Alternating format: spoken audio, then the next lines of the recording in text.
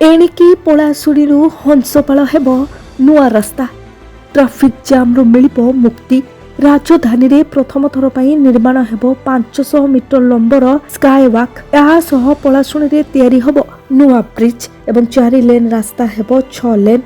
ପଥଚାରୀଙ୍କ ସୁରକ୍ଷା ଓ ଟ୍ରାଫିକ୍ ସମସ୍ୟାର ସମାଧାନ ପାଇଁ ଏନ୍ଏଚ୍ଆଇ ନେଇଛି ବଡ଼ ପଦକ୍ଷେପ।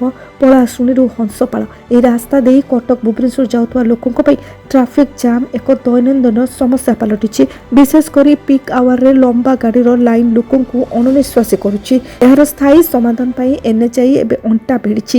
ଖୁବ୍ ଶୀଘ୍ର ପଳାଶୁଣୀରେ ଏକ ନୂଆ ବ୍ରିଜ୍ ସହ ରାସ୍ତା ପ୍ରଶସ୍ତୀକରଣ କାମ ହେବାକୁ ଯାଉଛି।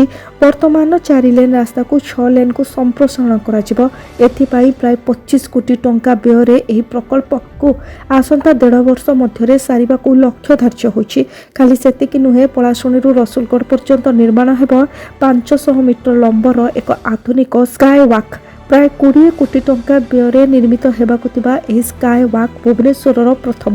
ଏହାଦ୍ୱାରା ଲୋକମାନେ ଆଉ ହାଇୱେରେ ବିପଦପୂର୍ଣ୍ଣ ଭାବେ ଚାଲିବେ ନାହିଁ। ଫଳରେ ଦୁର୍ଘଟଣା ସଂଖ୍ୟା କମିବା ସହ ସଡ଼କ ସୁରକ୍ଷା ମଧ୍ୟ ବୃଦ୍ଧି ପାଇବ। ତେବେ ଏହି ପ୍ରକଳ୍ପ ସରିବା ପରେ ରାଜଧାନୀବାସୀଙ୍କୁ କେତେ ଆଶ୍ୱସ୍ତି ମିଳୁଛି ତାହା ଦେଖିବାକୁ ବାକି ରହିଲା। Bureau report, Biraja news.